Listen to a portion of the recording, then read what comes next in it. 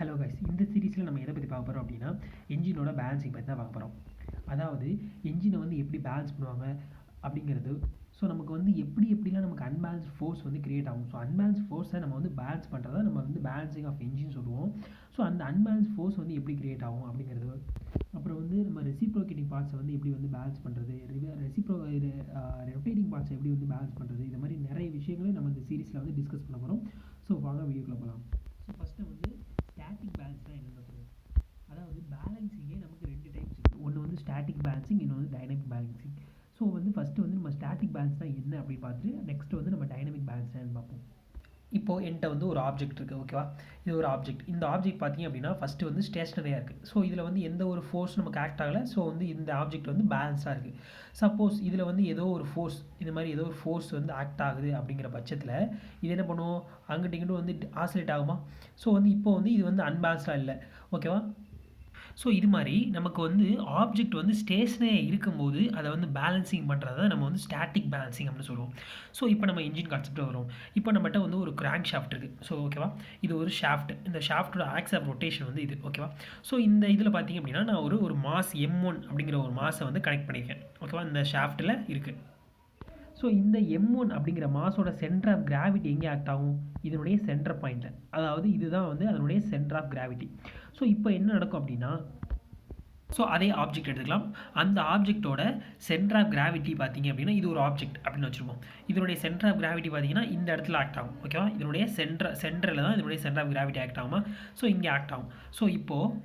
So இப்போ வந்து இதனுடைய சென்டர் ஆஃப் கிராவிட்டியும் இது வந்து ஷாஃப்ட், இது ஷாஃப்ட்னு அப்படி கன்சிடர் பண்ணிக்கோங்க. இந்த ஷாஃப்டோட ஆக்ஸ் ஆஃப் ரொட்டேஷனும் ரெண்டுமே வந்து சேம் லைனில் இருக்குது, ஓகேவா? ரெண்டுமே சேம் லைனில் இருக்கப்போ என்ன ரெண்டுமே வந்து இப்போ வந்து இந்த ஆப்ஜெக்ட் வந்து பேலன்ஸ்டாக இருக்குது, ஓகேவா? பேலன்ஸாக இருக்குது. சப்போஸ் சேம் லைனில் இல்லை அப்படின்னா இது வந்து இந்த ஆப்ஜெக்ட் வந்து பேலன்ஸ்டாகவே இருக்காது, ஓகேவா? ஸோ இது மாதிரி நமக்கு பேலன்ஸ்டாகவே இருக்காது. ஸோ ஒரு ஆப்ஜெக்ட் வந்து நமக்கு வந்து ஸ்டாட்டிக்காக, அதாவது அது வந்து ஸ்டேஷனரி பொசிஷனில் இருக்கும்போது நமக்கு வந்து பேலன்ஸாக இருக்கணும் அப்படின்னா அதனுடைய ஆக்ஸ் ஆஃப் ரொட்டேஷனும் அதனுடைய சென்டர் ஆஃப் கிராவிட்டியும் நமக்கு சேம் லைனில் இருக்கணும், ஓகேவா? ஸோ இங்கே பாருங்கள், இப்போ இந்த ஆப்ஜெக்ட் விட்டுருங்க. இப்போ நான் ஒரு ஷாஃப்ட், அதே மாதிரி M1 அப்படிங்கிற ஆப்ஜெக்ட். இப்போ பார்த்திங்க அப்படின்னா இதனுடைய சென்டர் ஆஃப் கிராவிட்டியும் இதனுடைய ஆக்ஸ் ஆஃப் ரொட்டேஷனும் நமக்கு டிஃப்ரெண்ட் பொசிஷனில் இருக்குது, ஓகேவா? ஸோ இதனால் இது வந்து பேலன்ஸ்டாக இருக்காது. ஸோ அப்போ வந்து இதை வந்து நான் வந்து ஸ்டாட்டிக்காக நான் பேலன்சிங் பண்ணணும் அப்படின்னா நான் என்ன பண்ணணும் அப்படின்னா இன்னொரு ஆப்ஜெக்டை நான் வந்து இதனுடைய ஆப்போசிட்டில் நான் கனெக்ட் பண்ணணும். அதாவது M2 அப்படிங்கிற ஆப்ஜெக்டை நான் கனெக்ட் பண்ணிட்டேன் அப்படின்னா, ஆப்ஜெக்ட் M2 அப்படிங்கிற ஒரு ஆப்ஜெக்ட் இருக்கும்போது இதனுடைய சென்டர் ஆஃப் கிராவிட்டி என்ன? இதனுடைய சென்டர் பாயிண்டில் இதனுடைய சென்டர் ஆஃப் கிராவிட்டி இருக்குமா? ஸோ இது வந்து பாசிட்டிவ் சென்டராக, இதனுடைய சென்டர் ஆஃப் கிராவிட்டி பாசிட்டிவ், இது வந்து நெகட்டிவ். ஃபஸ்ட்டு இதோட ஆக்ஸ் ஆஃப் ரொட்டேஷன் 0ல் இருக்குன்னு வச்சுப்போம், 0ல் இருக்குது அப்படின்னு வச்சுருப்போம். ஸோ இது வந்து பாசிட்டிவ், இது வந்து நெகட்டிவ். இதனுடைய சென்டர் ஆஃப் கிராவிட்டி ஏன்னா இதுக்கு ஆப்போசிட்டில் இருக்குது, ஓகேவா? ஸோ பாசிட்டிவ் நெகட்டிவ் நம்ம கேன்சல் ஆகிட்டு நமக்கு 0 தான். அப்போது வந்து இதனுடைய சென்டர் ஆஃப் கிராவிட்டி இப்போ வந்து இதனுடைய சென்டர் லைன்லேயே வந்துடும். இப்போ சேம் மாஸ் உள்ள ஆப்ஜெக்ட்டை நமக்கு வந்து ஆப்போசிட்டில் கனெக்ட் பண்ணும்போது இதனுடைய சென்டர் ஆஃப் கிராவிட்டி இதனுடைய சென்டர் ஆஃப் கிராவிட்டி நமக்கு கேன்சல் ஆகிட்டு இதனுடைய சென்டர் ஆஃப் கிராவிட்டி இந்த ரெண்டோட மாஸோட சென்டர் ஆஃப் கிராவிட்டி நமக்கு சென்டர் லைன்லேயே வந்துடும், ஓகேவா? சேம் லைன்லேயே நமக்கு வந்துடும். ஸோ வந்துருச்சு அப்படின்னா இந்த சிஸ்டம் வந்து நமக்கு ஸ்டாட்டிக்காக பேலன்ஸ்டாக இருக்குது அப்படி நம்ம வந்து கன்சிடர் பண்ணிக்கலாம்.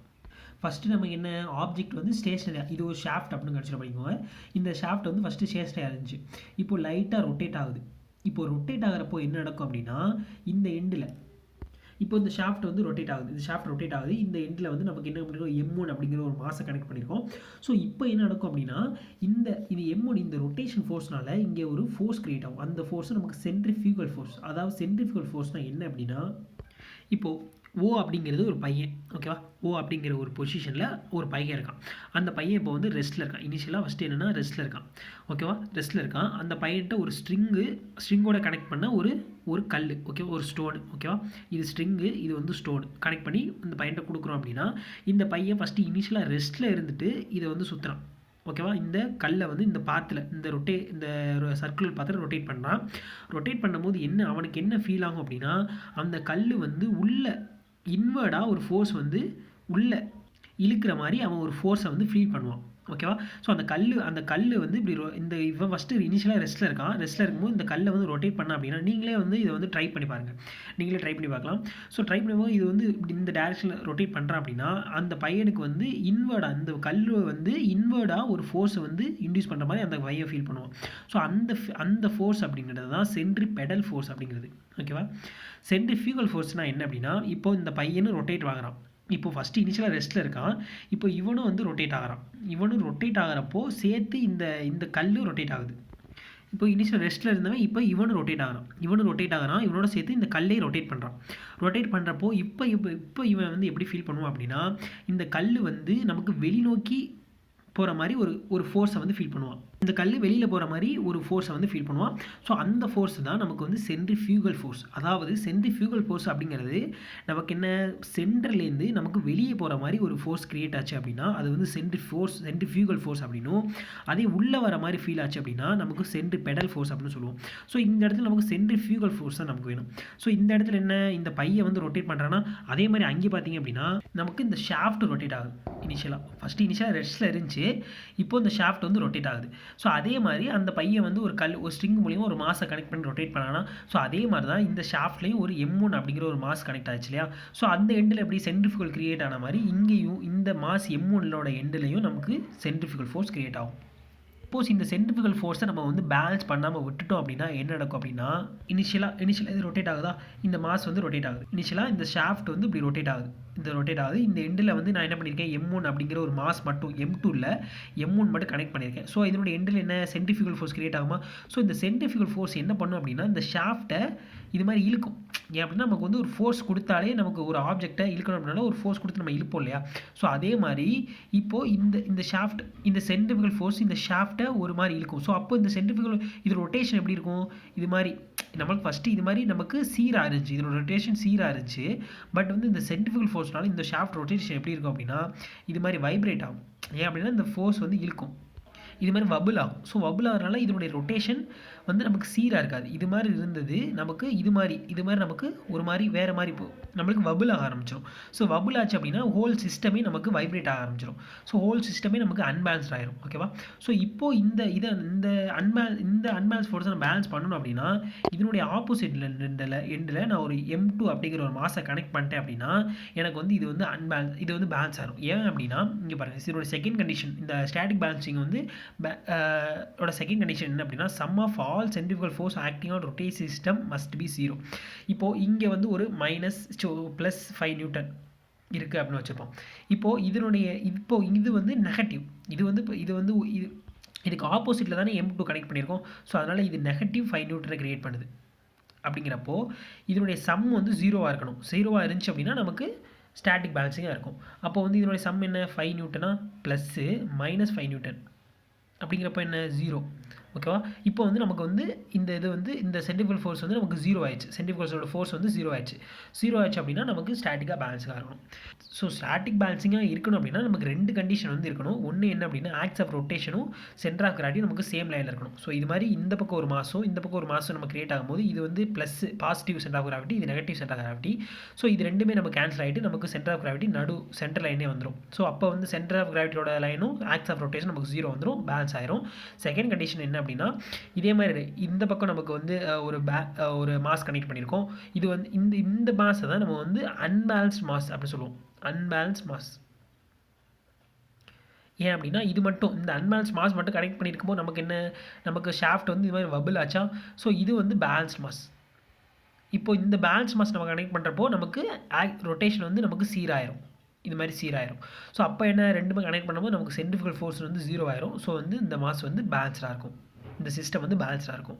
ஸோ நெக்ஸ்ட் வந்து நம்ம பார்க்க போகிறது டைனமிக் பேலன்சிங். ஃபஸ்ட்டு நமக்கு என்ன ஷாஃப்ட் வந்து ஸ்டேஷ்னரியாக இருந்துச்சு. அதாவது ஃபஸ்ட்டு வந்து ஷாஃப்ட் வந்து ஸ்டேஷ்னரியாக இருந்துச்சு. அப்போ வந்து நமக்கு வந்து பேலன்சிங் பண்ணுறது நம்ம ஸ்டாட்டிக் பேலன்சிங் அப்படின்னு சொல்லுவோம். இப்போ டைனமிக் பேலன்சிங்னா என்ன அப்படின்னா இப்போ ஷாஃப்ட் வந்து கொஞ்சம் கொஞ்சமாக ஸ்பீட் எடுத்து நமக்கு ஹை ஸ்பீடுக்கு ரொட்டேட் ஆரம்பிச்சிடுது. ஓகேவா?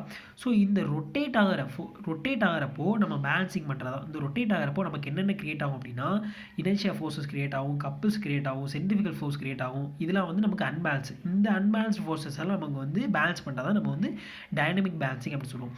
ஸோ ஃபஸ்ட் நமக்கு ஒரு டவுட் இருக்கும். இனர்ஷியா ஃபோர்ஸஸ்னா என்ன, சென்ட்ரிஃபிகல் ஃபோர்ஸ்னால் நமக்கு என்ன தெரிஞ்சிருக்கும், இனர்ஷியா ஃபோர்ஸஸ்னால் என்ன, கப்புள்ஸ்னால் என்ன நமக்கு தெரியாமல் இருந்திருக்கும். ஸோ இது ரெண்டு என்னன்னு பார்த்துருவோம். ஸோ இனர்ஷியா ஃபோர்ஸஸ்னால் என்ன அப்படின்னா, so according to Newton's first law, Newton first லாவில் என்ன சொல்லியிருப்பாங்க அப்படின்னா, ஒரு ஆப்ஜெக்ட் வந்து ரெஸ்ட்டில் இருந்துச்சு அப்படின்னா, ஓகேவா, ஒரு ஆப்ஜெக்ட் ரெஸ்ட்டில் இருந்துச்சு அப்படின்னா அது ரெஸ்ட்லேயே தான் இருக்கும் அன்லெஸ் நமக்கு ஒரு ஃபோர்ஸ் அன்பேலன்ஸ் ஃபோர்ஸ் கொடுக்குற வரைக்கும். அதே மாதிரி ஒரு ஆப்ஜெக்ட் வந்து மோஷனில் இருந்துச்சு அப்படின்னா, ஒரு ஆப்ஜெக்ட் மோஷனில் இருந்துச்சு அப்படின்னா அது வந்து மோஷன்லேயே தான் இருக்கும் அன்லெஸ் நமக்கு அன்பேலன்ஸ் கொடுக்குற வரைக்கும், அன்பேலன்ஸ் ஃபோர்ஸ் கொடுக்குற வரைக்கும். ஸோ ஃபார் எக்ஸாம்பிளுக்கு ஒரு ஆப்ஜெக்ட் எடுத்துப்போம். இந்த ஆப்ஜெக்ட் எம் அப்படிங்கிற ஒரு மாஸ் இருக்குது. இது ஒரு கல் ஓகே அப்படின்னு வச்சுருப்போம். ஸோ இதுக்கு வந்து எம் அப்படிங்கிற ஒரு மாஸ் இருக்குது.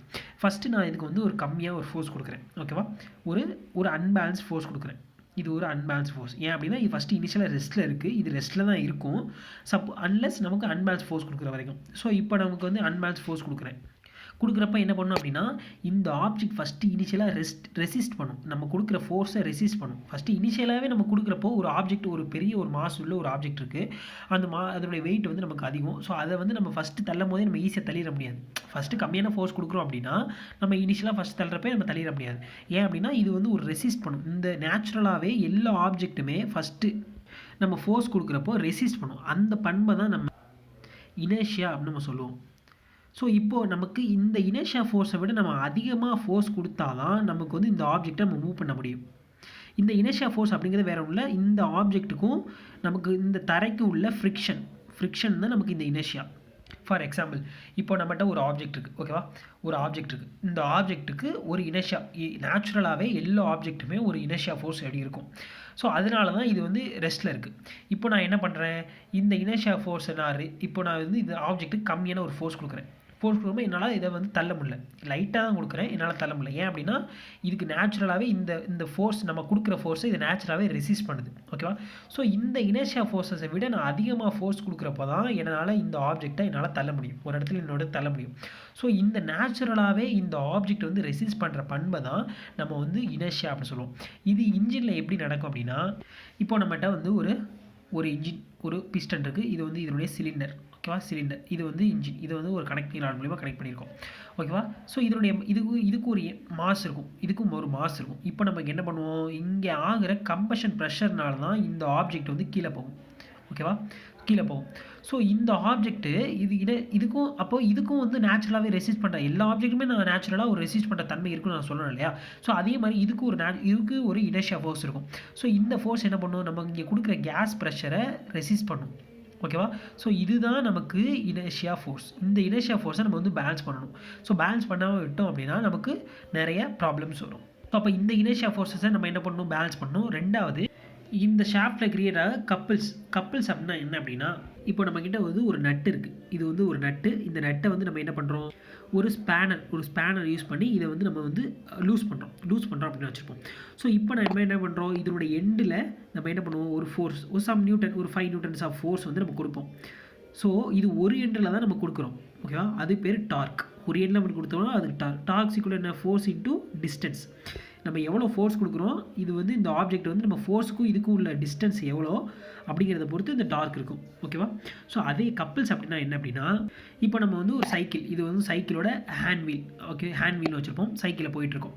ஸோ போயிட்டுருக்கப்போ நம்ம வந்து ஒரு டேர்னிங் வருது, இந்த ரோட்டில் போயிட்டுருக்கோம். ஸோ ஒரு டேர்னிங் வருது. அப்போ நம்ம என்ன பண்ணுவோம் அப்படின்னா, இங்கே இந்த சைக்கிளோட 2 எண்ட்லேயே நம்ம வந்து ஃபோர்ஸ் கொடுப்போம், ஆனால் ஆப்போசிட்டாக கொடுப்போம். ஏன் அப்படின்னா இப்போது இந்த சைக்கிளோட ஒரு எண்டில் ஒரு 5 நியூட்டன் கொடுக்குறோமா, ஸோ இங்கே வந்து நமக்கு ஆப்போசிட்டில் ஒரு 5 நியூட்டன் கொடுப்போம். இதை திருப்பணும் அப்படின்னா நம்ம எப்படி திருப்போம், இந்த ஹேண்ட் வீலை திருப்பும் போது நமக்கு என்ன, நம்மளுடைய லெஃப்ட் ஹேண்ட் வந்து முன்னாடி போகும், ரைட் ஹேண்டு வந்து பின்னாடி வரும். ஓகேவா, அப்போ லெஃப்ட் ஹேண்ட் வந்து ஒரு 5 நியூட்டன் ஃபோர்ஸ் கொடுக்குது அப்படின்னா ரைட் ஹேண்டு ஒரு 5 நியூட்டன் ஆனால் ஆப்போசிட்டில் கொடுக்கும். ஓகேவா, ஆப்போசிட்டில் கொடுக்கும்போது தான் நமக்கு இந்த சைக்கிள் வந்து என்ன, கிளாக் வைஸில் திரும்பும். ஓகேவா, இதனோட இது பார்த்திங்க அப்படின்னா கிளாக் வைஸில் இருக்குது பாருங்கள். ஸோ கிளாக் வைஸில் திரும்பும். அப்போ தான் நமக்கு இந்த சைக்கிள் வந்து ஹோல் பார்ட்ஸும் நமக்கு வந்து இது மாதிரி கிளாக் வைஸில் நமக்கு திரும்பும். ஓகேவா? ஸோ நமக்கு டார்க் அப்படிங்கிறது ஒரு எண்ணில் கொடுத்தோம் அப்படின்னா அது டார்க், அதாவது நமக்கு இந்த ஸ்பேனில் கொடுத்த மாதிரி. அதே மாதிரி 2 எண்ட்லையும் சேம் ஃபோர்ஸை 2 எண்ட்லையும் ஆனால் ஆப்போசிட் சைடுக்கு நம்ம கொடுத்தோம் அப்படின்னா அது பேர் கப்பிள். ஓகேவா? ஸோ இங்கே நம்ம கொடுக்குறது வந்து கப்பிள். ஸோ இது எப்படி நமக்கு வந்து என்ஜினில் கிரியேட் ஆகும் அப்படின்னு நம்ம வச்சுட்டோம் அப்படின்னா, இப்போ நம்ம முன்னாடி சொன்ன மாதிரி இப்போது இது வந்து ரொட்டேஷன் இது ஷாஃப்டோட ஆக்ஸ் ஆஃப் ரொட்டேஷன். இந்த ஷாஃப்ட்டை நான் வந்து ரொட்டேட் பண்ணுறேன். ஸோ இது வந்து கிளாக் வைஸில் ரொட்டேட் ஆகிட்டுருக்கு. அப்படின்னு வச்சுருப்போம். கிளாக் வைஸில் ரொட்டேட் ஆகிட்டுருக்கு. ஸோ இப்போ இதில் வந்து M1 அப்படிங்கிற ஒரு மாஸ் மட்டும் இருக்குது அப்படின்னு வச்சுட்டோம் அப்படின்னா, இப்போ ரொட்டேட் ஆகும்போது இங்கே வந்து என்ன சென்ட்ரிஃபியூகல் ஃபோர்ஸ் கிரியேட் ஆகுமா? ஸோ இந்த சென்ட்ரிஃபியூகல் ஃபோர்ஸ் அப்படிங்கிறது இது ஒரு அன்பேலன்ஸ் ஃபோர்ஸ். ஸோ இந்த அன்பேலன்ஸ் ஃபோர்ஸை நான் பேலன்ஸ் பண்ணணும் அப்படின்னா இதுக்கு ஆப்போசிட்டில் ஒரு பேலன்ஸ் மாஸை நான் கனெக்ட் பண்ணணும். ஸோ பேலன்ஸ் மாஸை கனெக்ட் பண்ணால் இது வந்து பாசிட்டிவ் சென்ட்ரிஃபியூகல் ஃபோர்ஸ், இது வந்து நெகட்டிவ் சென்ட்ரிஃபியூகல் ஃபோர்ஸ், ரெண்டுமே கேன்சல் ஆகிட்டு நமக்கு 0. நம்ம ஸ்டாட்டிக் பேலன்ஸில் பார்த்த மாதிரி தான். பட் ஆனால் இப்படி நம்ம கனெக்ட் பண்ணிட்டு விட்டுட்டோம், இது மாதிரி நமக்கு பேலன்ஸ் ஆகிடுச்சு அப்படின்னு நம்ம நினச்சிடக்கூடாது. ஏன் அப்படின்னா இப்போ தான் நமக்கு வந்து கப்பிள் அப்படிங்கிற ஒன்று கிரியேட் ஆகுது. ஸோ இங்கே பாருங்கள், இது ஒரு எண்டில் வந்து இப்போது இதில் வந்து ஒரு 5 நியூட்டன் இருக்குது அப்படின்னா இங்கே வந்து -5 நியூட்டன். எப்படி நம்ம சைக்கிள் எக்ஸாம்பிளில் நமக்கு நம்ம கப்பிள்ஸ் கிரியேட் ஆகும்போது நமக்கு கப்பிள்ஸ் இங்கே 5 நியூட்டன் இங்கே 5 நியூட்டன் கொடுக்கும்போது என்ன நமக்கு ஃபோர்ஸ் எப்படி கிரியேட் ஆச்சு? நமக்கு இந்த கிளாக் வைஸில் நமக்கு கிரியேட் ஆச்சு இல்லையா? ஸோ அதே மாதிரி தான் இங்கே. ஸோ இதே மாதிரி தான் இப்போது அதே மாதிரி நமக்கு வந்து இங்கே கிடச்சிச்சு நமக்கு ஒரு மோஷன் கிடச்சி, அதாவது கிளாக் வைஸில் ஒரு மோஷன் கிடச்சி. நமக்கு இந்த எண்டில் ஒரு 5 நியூட்டன் கொடுக்குறோம், இந்த எண்டில் -5 நியூட்டன் கொடுக்குறோம். ஸோ அப்போ என்ன நடந்துச்சு? அப்போது இந்த சைக்கிளே ஹோல் டேர்மாக நமக்கு கிளாக் வைஸில் டேர்ன் ஆச்சா? ஸோ அதே மாதிரி தான் இங்கே நமக்கு 5 நியூட்டன், இங்கே -5 நியூட்டன் கொடுக்குறப்போ இந்த பக்கம் ஒரு ஃபோர்ஸ், இந்த பக்கம் ஒரு கப்பிள் கிரியேட் ஆகும். ஓகேவா? அப்போது இந்த கப்பிள் எப்படி இருக்கும்? நமக்கு கிளாக் வைஸில் இருக்கும். கிளாக் வைஸில் இந்த கப்பிள் இருக்கும். ஸோ நமக்கு ஆல்ரெடி நமக்கு ஷாஃப்ட் என்ன பண்ணிட்டு இருக்கு? நமக்கு சப்போஸ் வந்து ஆன்டி கிளாக் வைஸில் ரொட்டேட் ஆகிட்டுருன்னு வச்சுப்போம். ஆன்டி கிளாக் வைஸில் நமக்கு ரொட்டேட் ஆகிட்டுருக்கு. இது வந்து கிளாக் வைஸில் நமக்கு கப்பிள் கிடைக்கிது. அப்போது ஒரு ஷாஃப்ட்டில் நமக்கு இந்த பக்கம் ஒரு ஃபோர்ஸ் கிடச்சிட்டாலும் இந்த பக்கம் நமக்கு இது மாதிரி கிடைக்குமா? இது மாதிரி கிடைக்கிறப்போ நமக்கு இந்த இடத்துல ட்விஸ்ட் ஆகும். இந்த ஷாஃப்ட்டே நமக்கு ட்விஸ்ட் ஆக ஆரம்பிச்சிடும். ஷாஃப்ட்டை ட்விஸ்ட் ஆகிறதா நமக்கு வந்து இந்த ட்விஸ்ட்டை தான் நமக்கு டார்ஷனல் ஸ்ட்ரெஸ் அப்படின்னு நம்ம சொல்லுவோம். டார்ஷனல் ஸ்ட்ரெஸ் அப்படின்னு சொல்லுவோம். ஸோ இந்த டார்ஷனல் ஸ்ட்ரெஸ்ஸை நம்ம வந்து என்ன பண்ணணும்? ப்ரிவென்ட் பண்ணணும் அப்படின்னா இந்த கப்பிள்னால் உருவான இந்த அன்பேலன்ஸ் ஃபோர்ஸை நம்ம வந்து நெக்லிஜிபிள் பண்ணணும்.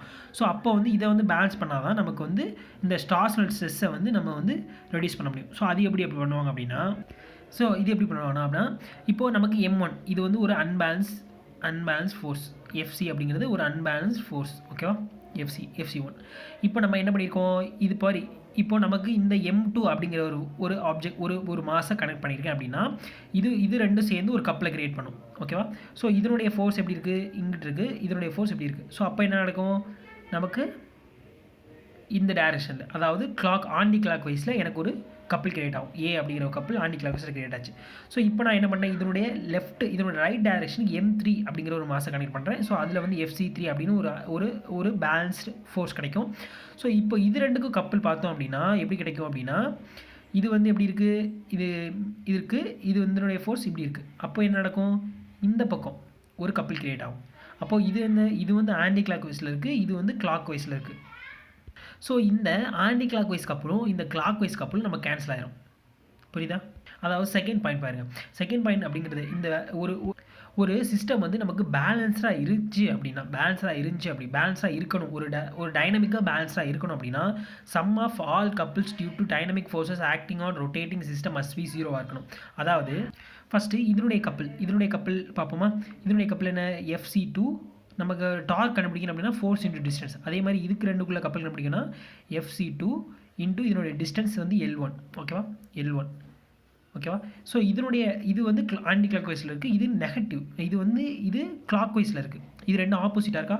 ஸோ அதனால் ப்ளஸ்ஸு -FC2 இன்ட்டு L2. ஓகேவா? ஸோ இது ரெண்டு என்ன கேன்சல்? இது ரெண்டும் சேம் தான். இதனுடைய M1 இந்த 3 M1மே நமக்கு சேம் தான். இந்த மாஸ் மூணுமே சேம் தான். ஸோ இதனோட ஃபோர்ஸும் நமக்கு சேமாக தான் இருக்கும். அப்போ இது ரெண்டும் நமக்கு ஈக்குவல் டு 0. ஓகேவா? அப்போ இது ரெண்டும் நமக்கு அடியாயிருமா? ஸோ நமக்கு 0 கிடச்சிரும். Must be 0. அப்போ வந்து ரெண்டாவது கண்டிஷன் நமக்கு சாட்டிஸ்ஃபை ஆயிடுச்சு. ஸோ அதனால் இந்த சிஸ்டம் வந்து நமக்கு டைனமிக்காக பேலன்ஸாக இருக்கும். அதே மாதிரி ஃபஸ்ட்டு கண்டிஷன் என்ன? Sum of all centrifugal force acting on rotating system must be 0. நம்ம அதை வந்து முன்னாடியே பார்த்துட்டோம். நம்ம ஃபஸ்ட்டு ஸ்டாட்டிக் பேலன்சிங் பார்த்தப்ப அது மாதிரி தான். ஸோ இப்போ இதை ஃபஸ்ட்டு கண்டிஷன் படி என்ன? இப்போ நமக்கு M1ங்கிறது நமக்கு M1 இப்படி இந்த ஷாஃப்ட் ரொட்டேட் ஆச்சு அப்படின்னா இங்கே வந்து FC1 அப்படின்னு ஒரு ஃபோர்ஸ் கிரியேட்டமாக அன்பேலன்ஸ் ஃபோர்ஸ். இதனுடைய ஃபோர்ஸ் 5 நியூட்டன் அப்படின்னு வச்சுருப்போம். இது வந்து நமக்கு இது பேலன்ஸ் மாஸ், இது ஒரு சென்ட்ரிஃபியூகல் ஃபோர்ஸை கிரியேட் பண்ணுது, அது வந்து -5 நியூட்டன். ஸோ அப்போ இதனுடைய சம் வந்து 0 இருக்குன்னு பார்ப்போமா, 5 நியூட்டன் ப்ளஸ்ஸு -5 நியூட்டன். ஸோ வந்து நமக்கு 0 ஆகுது. ஓகேவா? ஸோ அப்போ இந்த சிஸ்டம் வந்து என்ன, நமக்கு டைனமிக்காக நமக்கு பேலன்ஸ்டாக இருக்கும். ஸோ ஸ்டாட்டிக் பேலன்சிங் பொறுத்த வரைக்கும் இந்த 2 கண்டிஷனும் நமக்கு சாட்டிஸ்ஃபை ஆணுச்சு அப்படின்னா நமக்கு ஸ்டாட்டிக்காக நமக்கு சிஸ்டம் வந்து பேலன்ஸ்டாக இருக்கும். அதே மாதிரி டைனமிக் பேலன்சிங் பொறுத்த வரைக்கும் இந்த ரெண்டு கண்டிஷனை வந்து நமக்கு சாட்டிஸ்ஃபை ஆச்சு அப்படின்னா நமக்கு சிஸ்டம் வந்து நமக்கு டைனமிக்காக நமக்கு பேலன்ஸாக இருக்கும். ஸோ இப்போ வந்து உங்களுக்கு வந்து ஸ்டாட்டிக் பேலன்ஸ்னால் என்ன, டைனமிக் பேலன்ஸ்னால் என்ன அப்படிங்கிறது புரிஞ்சிருக்கும். நெக்ஸ்ட் வீடியோவில் நம்ம எதை பற்றி பார்க்க போகிறோம் அப்படின்னா, நமக்கு வந்து ரெசிப்ரோகேட்டிங் மாசஸை அதாவது இப்போ நமக்கு பிஸ்டன் வந்து மேலே கீழே போயிட்டு வருமா, ஸோ அந்த மாசஸில் வந்து இன்டியூஸ் ஆகிற அன்பேலன்ஸ் ஃபோர்ஸை எப்படி பேலன்ஸ் பண்ணுறது, அதே மாதிரி ரொட்டேட்டிங் ஆகிற பார்ட்ஸ், அதாவது இப்போ நமக்கு கிராங்க் ஷாஃப்ட், கிராங்க் பின் இதெல்லாம் நமக்கு ரொட்டேட் ஆகும். ஸோ அதை வந்து எப்படி நமக்கு வந்து அதனால உருவாகிற அன்பேலன்ஸ் ஃபோர்ஸை வந்து எப்படி பேலன்ஸ் பண்ணுறது அப்படிங்கிறத நம்ம நெக்ஸ்ட் வீடியோவில் நெக்ஸ்ட் பார்ட்டில் வந்து நம்ம பார்க்க போகிறோம். ஸோ இந்த சீரிஸ் வந்து நமக்கு ரொம்ப இன்ட்ரெஸ்டிங்காக இருக்கும். ஸோ தொடர்ந்து வாட்ச் பண்ணுங்கள். So thank you.